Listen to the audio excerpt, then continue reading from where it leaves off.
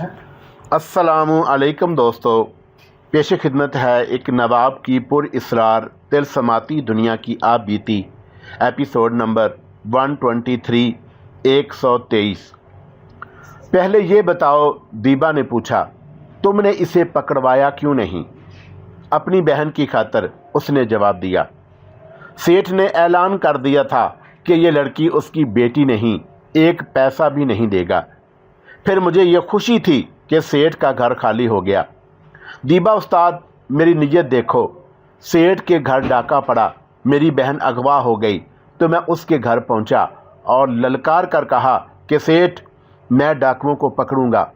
मैंने सच्चे दिल से भड़क कर ये बात कही थी, लेकिन सेठ ने पहला मुश्तबा मुझे ही लिखवा दिया और पुलिस ने मेरी हड्डियां तोड़ दी। तुम ही बताओ उस्ताद, मेरा बाप 20,000 रुपया कहाँ से देगा? तुम्हारी बहन है कहाँ? दीबा ने पूछा। तुम्हारे पास है उस्ताद, रमेश ने कहा। तुम्हारा दिमाग ख़राब है रमेश, दीबा ने कहा। पहले मेरी बात सुन लो उस्ताद, रमेश ने कहा। मैं तुम्हें यह बता देता हूँ कि तुमने 20,000 का मुतालबा किया है। मैं अपनी बहन को मुफ्त में नहीं ले जाऊँगा, सौदा करूँगा। तुम रहम करोगे तो रकम कुछ कम कर दोगे, मैं रकम देकर बहन को ले जाऊँगा।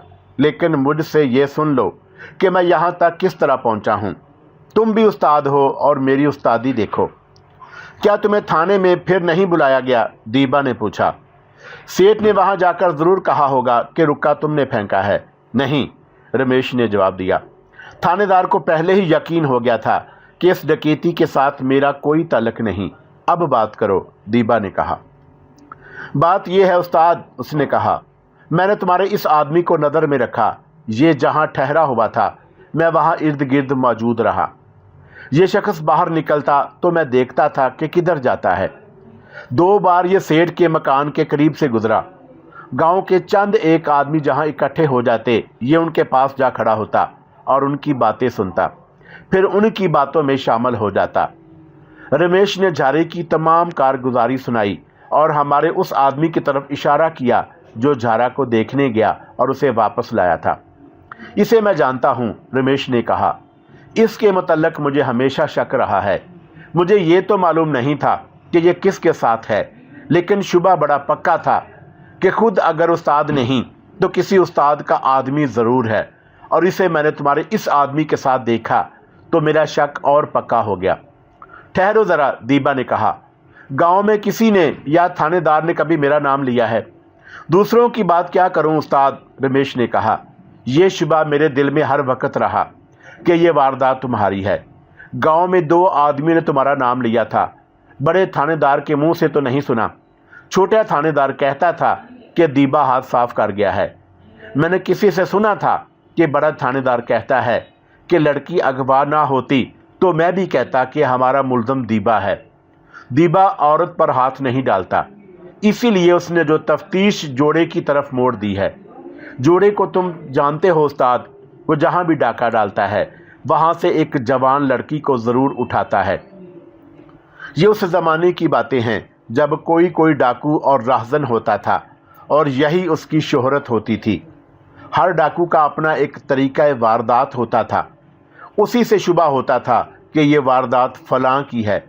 मसलन एक डाकू पिछवाड़े की दीवार में नकब लगाकर अपने आदमियों के साथ अंदर जाया करता था और एक डाकू दीवार फांद कर अंदर जाता। बाद डाकू मकान के पिछवाड़े कमंद फेंक कर ऊपर जाते और मकान के अंदर उतरते। ऐसी ही दीबा की खसूसियत ये थी कि वो लड़कियों को अगवा नहीं करता था। इस वारदात में हमारे एक साथी के दिमाग में आ गई कि लड़की बहुत खूबसूरत और कीमती है, और वो लड़की को उठा कर ले आया। उससे दीबा को गुस्सा तो बहुत आया, लेकिन उसे फ़ायदा ये हासिल हुआ कि एक तजर्बेकार थानेदार ने उस पर शक ना किया और शक उस पर किया जो डाका जनी की वारदात वहीं करता था, जहां दूसरे माल के साथ उसे एक जवान और खूबसूरत लड़की नज़र आती थी। उस इलाके से कुछ दूर जूरा डकैत उस जुर्म में मशहूर था। उस्ताद, रमेश सुना रहा था, तुम्हारे ये दोनों आदमी मेरे गांव से वापस चले तो मैं इनके पीछे चल पड़ा। ये तो अपने रास्ते पर आ रहे थे और मैं इनसे दूर बाईं तरफ नीची ज़मीन पर चलता आया। कुछ दूर चलकर मैं ऊपर जाता और बैठकर इन्हें देख लेता। मुझे खड्डों में भी उतरना पड़ा और तुमने वो ज़मीन देखी होगी जहाँ कोई रास्ता नहीं। हाँ भाई, मैं समझ गया, दीबा ने कहा, कि तुम यहाँ तक पहुँच गए, और मैं ये भी मानता हूँ कि ये तुम्हारी बहुत बड़ी दलेरी है कि तुम यहाँ तक भी आ गए हो। कोई नया आदमी यहाँ तक नहीं पहुँच सकता। कोई आ भी जाए तो रास्ते से ही वापस चला जाएगा, क्योंकि उसे यकीन ही नहीं आएगा कि ऐसी जगह के अंदर कोई इंसान रहता होगा। यकीन मुझे भी नहीं आया उस्ताद, रमेश ने कहा, लेकिन मैंने तुम्हारे इन दोनों आदमियों को इस दुश्वार गुजार जगह में दाखिल होकर गायब होते देख लिया था। मैंने सुना था कि दीबा ऐसी जगह रहता है जहां तक सांप भी नहीं पहुंच सकता। देख लो उस्ताद, मैं पहुंच गया हूं। और ये भी सोचो कि मैं तुम्हारे इन दोनों आदमियों को वहीं पकड़वा सकता था, और मैं ये भी कर सकता था कि अपने साथ पुलिस की गार्ड ले आता कि तुम मुझे इसका इनाम नहीं दोगे। ज़रूर दूंगा, दीबा ने कहा, लेकिन इतनी जल्दी नहीं। तुम मुझे उस्ताद कहते हो, तुम जानते होगे कि किसी नए और मशकूक आदमी पर एतबार कर लेना कोई उस्तादी नहीं। मुझे मेरी बहन दे दो उस्ताद, रमेश ने कहा, मैं चला जाऊंगा। तुम तो बच्चों जैसी बातें करते हो, दीबा ने कहा। क्या तुम ये नहीं सोचते कि अपनी बहन को लेकर गांव जाओगे तो इतला मिलते ही तुम्हें बहन समेत थाने तलब कर लिया जाएगा, और फिर जानते हो क्या होगा? हाँ उस्ताद, रमेश ने कहा। थानेदार सबसे पहला सवाल ये करेगा कि ये लड़की कहाँ से आई। मैं उसका ये जवाब दूंगा कि मैं अपनी बहन की तलाश में मारा फिर रहा था, तो ये मुझे बड़ी बुरी हालत में एक जगह इधर आती हुई मिल गई। मैं अपनी बहन को भी ये बयान याद करा दूंगा। नहीं रमेश, दीबा ने कहा, तुम पुलिस की मार खा सकते हो, ये लड़की थाने की दहशत से ही बोल पड़ेगी। मैं तुम्हें लड़की नहीं दे सकता। मुझे तो अभी ये भी यकीन नहीं आया कि तुम खुद आए हो या पुलिस के मुखबर बनकर आए हो। तुम्हें 20,000 रुपया चाहिए उस्ताद, रमेश ने ज़रा गुस्से से कहा। मुझे थोड़ी सी मोहलत दे दो, अगर कुछ रियायत कर सकते हो तो कर दो। मैं कहीं डाका डालकर तुम्हें रकम ला दूंगा। मैं ये भी जानता हूँ कि मेरी बहन के साथ यहाँ क्या सलूक हो रहा होगा। मैंने दीबा की तरफ देखा और उसके चेहरे पर ऐसी तब्दीली आ गई जैसे उसके जिस्म से खून उड़ गया हो, और उसका रंग साफ तौर पर पीला पड़ गया, और उसने मेरी तरफ देखा। रमेश, मैंने से कहा, तुम्हारी बहन जहाँ जिस तरह आई थी हमने उसे उसी तरह रखा हुआ है। उस्ताद अगर तुम्हें उससे मिलने की इजाज़त दे देगा तो तुम्हारा ये शक तुम्हारी बहन रफ़ा कर देगी। रमेश ने दीबा को ये जो आखिरी बात कह दी थी, ये दीबा के लिए बेइज्जती का बायस थी। उसने झारे और उसके दोनों साथियों को, जिन्होंने लैला को अगवा किया था, बेतरह की गालियां देना शुरू कर दी। रमेश पर उससे गुस्सा नहीं था। रमेश तो ये समझकर बात कर रहा था कि लैला को दीबा के कहने पर अगवा किया गया है और 20,000 रुपया दीबा का मुतालबा है। मैं इन तीनों को अपने साथ रखना ही नहीं चाहता था, दीबा ने कहा, जो मेरे लिए नया इंकिशाफ था। मैंने किसी भी वक्त इन पर एतबार नहीं किया था, लेकिन अब मेरा दिमाग ऐसा फिरा कि एक वारदात इनसे करा कर देख लूँ मेरी कितनी बेइज्जती हुई है। दीबा रमेश से मुखातब हुआ। रमेश, तुम मेरे मुंह पर थूक दो तो भी बर्दाश्त कर लूँगा। तुम्हारी बहन को मैंने अगवा नहीं कराया, तुम्हें बहन से मिलवा दूंगा, और उसे मैंने इन 3 जानवरों से अलग रखा हुआ है। लेकिन ये सुन लो कि अब तुम भी मेरे कैदी हो। मैं उस वक़्त तक तुम्हें यहीं रखूँगा जब तक मुझे ये यकीन नहीं हो जाता कि तुम पुलिस के मुखबर नहीं हो। मुझे मंजूर है उस्ताद, रमेश ने अपने सीने पर हाथ रख कर कहा। सारी उम्र तुम्हारा गुलाम रहूँगा। सिर्फ ये बता दो कि मैं जब यहाँ से वापस जाऊँगा तो मेरी बहन मेरे साथ होगी। तुम्हारी बहन हर वक्त तुम्हारे साथ रहेगी, दीबा ने कहा, लेकिन जब यहाँ से जाओगे तो उस वक़्त के हालात को देख कर बताऊँगा कि बहन तुम्हारे साथ जाएगी या नहीं। वो नहीं जाएगी तो मैं भी नहीं जाऊँगा, रमेश ने कहा। मुझे मंजूर है, दीबा ने कहा, लेकिन यहाँ से भागने की कोशिश ना करना, वरना बाकी उम्र पछताओगे और बहन को ढूंढते रहोगे। सिकंदर, दीबा ने मुझे कहा, इसे अपने साथ ले जाओ और इसकी बहन से मिलवा दो और फिर इसे अपने साथ रखो। मैं रमेश को अपने साथ ले गया। बहन भाई बड़े ही जज्बाती अंदाज से मिले। रमेश भाई, लैला उसे मेरी तरफ इशारा करके कहा, यह शख्स अवतार है। आप तसव्वुर कर सकते हैं कि ऐसे मौके पर क्या कुछ कहा सुना गया होगा। बहन भाई तो खुश थे ही, और वो साहूकार के लुट जाने पर ज़्यादा खुश थे। मैं उन दोनों को खुश देखकर खुश हो रहा था, लेकिन उसी शाम मेरी खुशी पर असेब सा तारी हो गया। वो इस तरह के शाम के वक़्त झारा ने मुझे बुलाया और मैं उसके पास गया। सिकंदर दोस्त, झारा ने कहा, तुम उस्ताद को बता दो कि जो जी में आए करो, इस लड़की को हम अपनी मलकियत समझते हैं, यह हमारा माल है। उस्ताद ने हमारी बहुत बेइज्जती की है, उसे हम पर एतबार भी नहीं। फिर हमारा यहाँ रहने का फ़ायदा ही क्या है? हम यहाँ से चले जाएंगे, लेकिन लड़की को लेकर जाएंगे, और ज़रूरत पड़ी तो रमेश का भी खून हो जाएगा। होश में आओ झारे, मैंने कहा। हम होश में आ चुके हैं, झारे ने कहा और चला गया। मैं सोचता रह गया कि दीबा को बताऊं या ना बताऊं। मैंने महसूस कर लिया था कि यहाँ खून खराबा होगा और अब इस अड्डे की खैर नहीं। एक तो मैंने झारे और उसके साथी का ये चैलेंज कबूल कर लिया कि वो लैला को अपनी मलकियत समझते हैं और उसे वो यहाँ से ले जाएंगे, और अगर ज़रूरत पड़ी तो रमेश का खून हो जाएगा। दूसरी तरफ मुझ में कमज़ोरी का एहसास पैदा होता जा रहा था। ये कमज़ोरी जिस्मानी नहीं थी, मैं ज़हनी तौर पर थका थका सा महसूस होने लगा, और कभी यूँ भी लगता जैसे मेरी रूह थक गई हो या ज़िंदगी से बेजार हो गई हो। ये एहसास ज़्यादा देर कायम नहीं रहता था।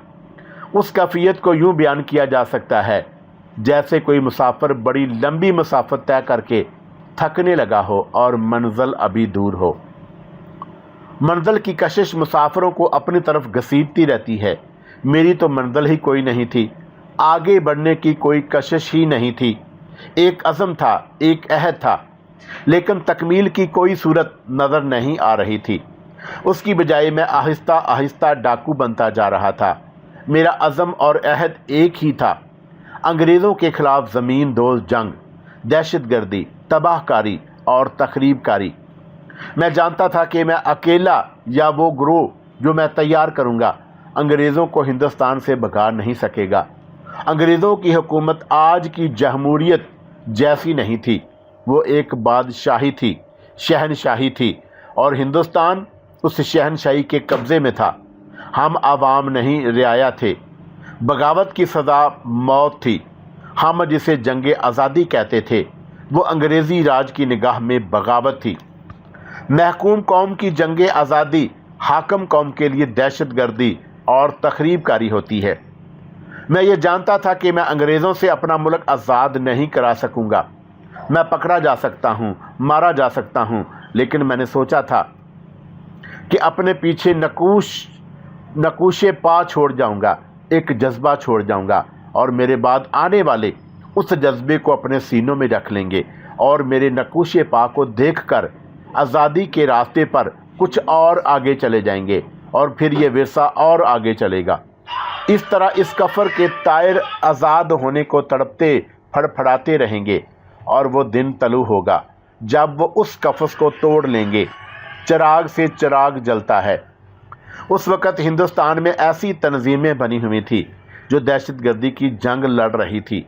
ये मैं आपको शुरू में सुना चुका हूँ, और उनके मुतल्लक मैं इसलिए ज़्यादा जानता था कि उनका सुराग लगाना और उन्हें पकड़ना मेरे फ़राइज़ में शामिल था। ये ना तो मैं तफसील से सुना चुका हूँ कि मैंने किस तरह दहशतगर्द गिरोहों को पकड़ा। वो चंद एक अफराद थे जो पकड़े गए थे, उनके गिरोह अभी तक मौजूद थे और सरगर्म भी थे। अब मैं खुद दहशतगर्द बन गया था। मैं अब बड़ी शिद्दत से महसूस कर रहा था कि उन लोगों को इकट्ठा करूं। मैंने देखा था कि ये गिरोह अपने अपने तौर पर काम करते थे। वो एक दूसरे से वाकिफ़ होंगे, लेकिन एक दूसरे से बहुत दूर दूर रहते थे। उनकी मंजिल तो एक ही थी, लेकिन हर एक का ने अपना अपना रास्ता इख्तियार कर रखा था। ये रास्ते सिर्फ कठिन ही नहीं, बल्कि ये रास्ते गहरी घाटियों और चट्टानों के दरमियान से गुजरते थे, और उन्हें एक रास्ते पर डालना ज़रूरी था। ये सूरज की बिखरी हुई किरणें थी। सूरज की बिखरी हुई किरणों को आतशी शीशे के ज़रिए एक नुक्ते पर मरकूज़ कर दें तो आग लगा देती हैं। मैं बिखरी हुई इन किरणों को एक जगह इकट्ठा करना चाहता था, ये जानते हुए कि ये काम बहुत ही मुश्किल है, लेकिन इंसान कुछ करने पर आ जाए तो नामुमकिन के लफ्ज़ को डिक्शनरी से साफ कर सकता है। लेकिन मेरी पोजीशन ये थी कि अभी अपना भी कोई ठिकाना नहीं बना था। एक ऐसी वजह थी जिसने मेरे अंदर तलखी पैदा कर दी थी। शायद इसी तलखी का असर था कि मैं अपने आप में कमज़ोरी या थकन महसूस करने लगा था। थकन के एहसास की ये वजह भी हो सकती थी कि मैं एक और जंग लड़ रहा था। ये ऐसी महाज आई थी जो मेरे अपने ही खिलाफ थी। पहले सायरा मेरे साथ रही, वो हसीन थी, मैं जवान था और रातों की तन्हाई थी। उसके साथ सायरा की वराफ्तगी बल्कि खुद सुपुर्दगी भी थी। मैं फरिश्ता नहीं, एक इंसान था, और इंसान अपनी कमज़ोरियों का ग़ुलाम होता है, या यूं कह लें कि इंसान की वो कमज़ोरियाँ जो उसकी फितरत के तकाज़ों और मुतालबों के मुताबिक होती हैं, वो उसे मजबूर कर देती हैं कि वो हथियार डाल दे। मैं उन चंद एक इंसानों में से था जो हथियार डालने से पहले अपनी जान दे दिया करते हैं, लेकिन जान देने से पहले उन्हें जो जंग अपने खिलाफ लड़नी पड़ती है वो बड़ी ही अज़ियतनाक और सब्र आज़मा होती है। कई बार मेरे हाथ से सब्र का दामन छूट गया, लेकिन मैंने अपने आप को अज़ियत में डालकर दामन को बचा लिया। कई बार मेरे हाथ से सब्र का दामन छूट गया, लेकिन मैंने अपने आप को अज़ियत में डालकर दामन बचा लिया। सायरा गई तो लैला आ गई।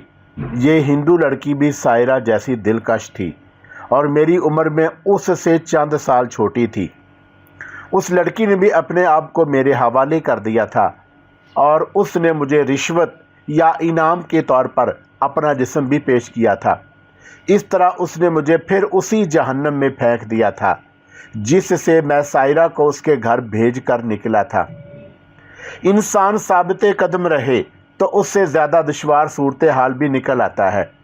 ये भी बहुत ही मुश्किल काम था, लेकिन जहन को अपने काबू में रखा जाए तो मुश्किलें आसान हो जाया करती हैं।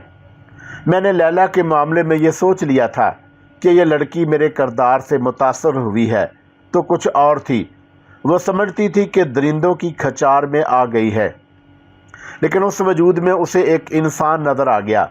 यहाँ भी रातों की तन्हाई थी और बात पुरस करने वाला कोई न था। लैला अगर हिंदुस्तान में आज भी ज़िंदा है तो वो अब भी मुझे याद करती और सोचती होगी कि सिकंदर अगर दरिंदा नहीं था तो इंसान भी नहीं था। उसे ये बताने वाला कोई नहीं था कि मैं जलते तनूर में पड़ा रहूं और अपने आप को इंसानियत की सतह पर रखने के लिए मुझे अपने जज्बात का कत्ले आम करना पड़ा था।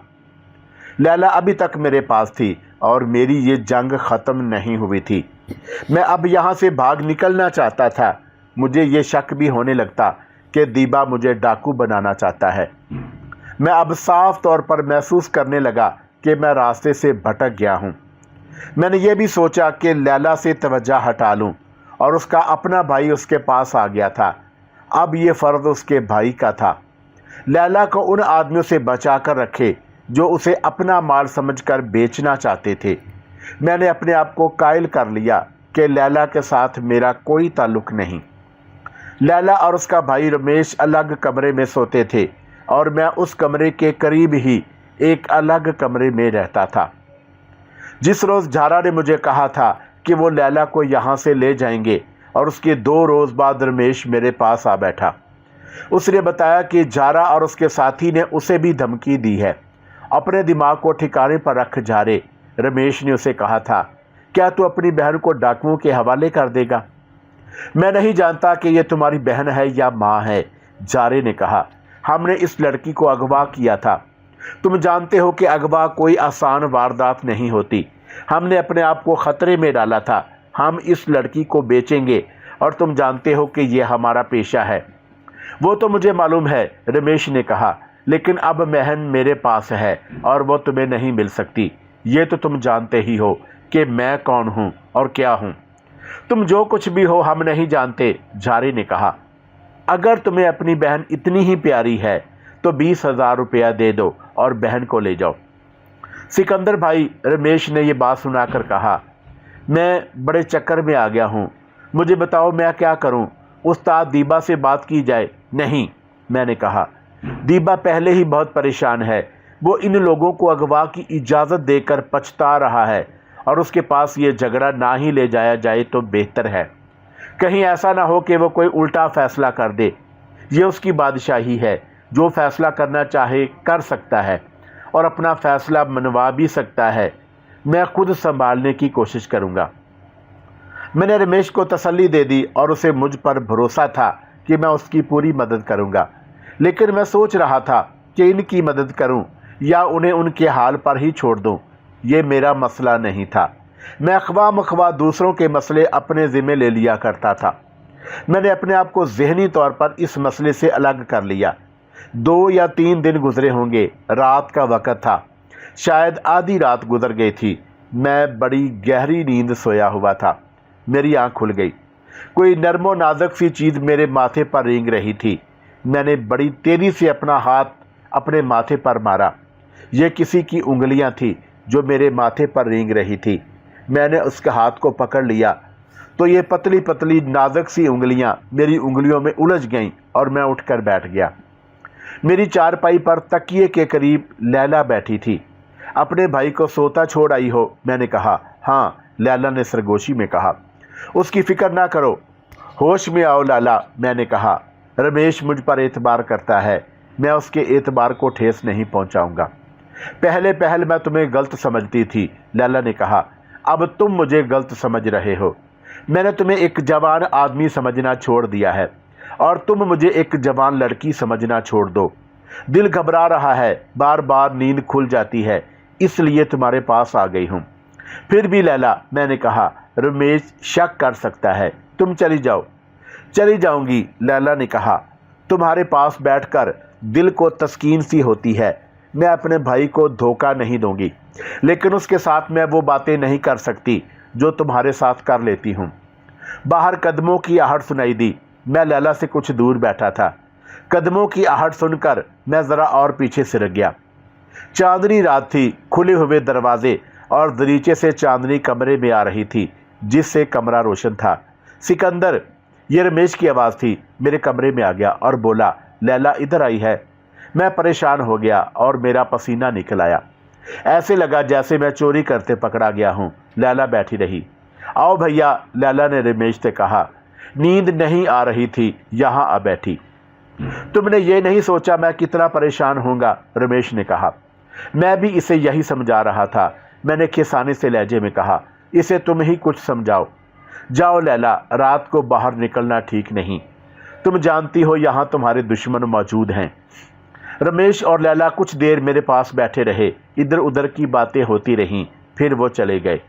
میرے دل پر ابھی یہ بوجھ باقی تھا کہ رمیش کو مجھ پر شک ہوگا اور وہ مجبوری کے تحت چپ ہے۔ رات گزر گئی تو میں نے صبح اسے اپنے پاس بٹھا کر شک رفع کرنے کی کوشش کی۔ بظاہر معلوم ہوتا تھا کہ اس کے دل میں کوئی شک نہیں، لیکن میں اپنے آپ میں بے اطمینانی سی محسوس کرتا رہا۔ 2 دن اور گزر گئے۔ آدھی رات سے کچھ پہلے کا وقت تھا۔ رمیش نے مجھے جھنجھوڑ کر جگایا۔ میں گھبرایا ہوا اٹھا۔ لیلا یہاں نہیں ہے؟ نہیں آئی؟ رمیش نے پوچھا۔ نہ رمیش، میں نے کہا، یہاں تو نہیں آئی۔ پھر وہ گئی، رمیش نے کہا۔ میں اٹھا اور رمیش کو ساتھ لے کر اس کے کمرے میں گیا۔ سب سے پہلے لیلا کی چارپائی کے نیچے دیکھا، اس کی جوتی وہاں نہیں تھی۔ اس سے مجھے پتہ یہ چلا کہ لڑکی کو اٹھا کر نہیں لے جایا گیا۔ میں رمیش کو ساتھ لے کر اپنے کمرے میں گیا اور وہاں سے ریوالور اٹھا لایا۔ اگر لڑکی وہاں سے غائب ہوتی تو یہ کام جھارے اور اس کے ساتھی کا تھا۔ میں نے نتائج کو سوچے بغیر یہ فیصلہ کر لیا کہ ان دونوں کو گولی مارنی پڑی تو مار دوں گا۔ ہم دونوں وہاں گئے جہاں وہ دونوں رہتے تھے اور وہ دونوں بھی وہاں نہیں تھے۔ پھر ہم اس جگہ گئے جہاں گھوڑیاں اور گھوڑے بندھے رہتے تھے۔ 2 گھوڑیاں غائب تھیں۔ ہم نے حمید اللہ خان اور نور اللہ کو جگایا اور انہیں بتایا کہ جھارا اور اس کے ساتھی لڑکی کو لے گئے ہیں۔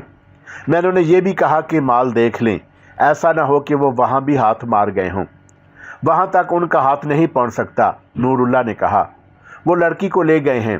اب خطرہ یہ ہے کہ دونوں شاید نشاندہی نہ کریں، لیکن لڑکی پکڑی گئی تو نشاندہی ہو جائے گی۔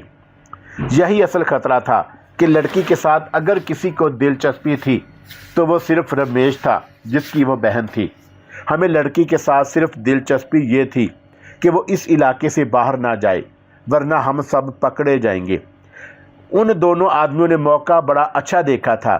1 روز پہلے دیبا اپنے دورے پر نکل گیا تھا۔ وہ بظاہر معزز آدمی تھا۔ اس کے تعلقات بہت سے لوگوں کے ساتھ تھے۔ کبھی کبھی وہ میل ملاقات کے لیے چلے جایا کرتا تھا۔ ہماری موجودگی میں وہ پہلی بار نکلا تھا۔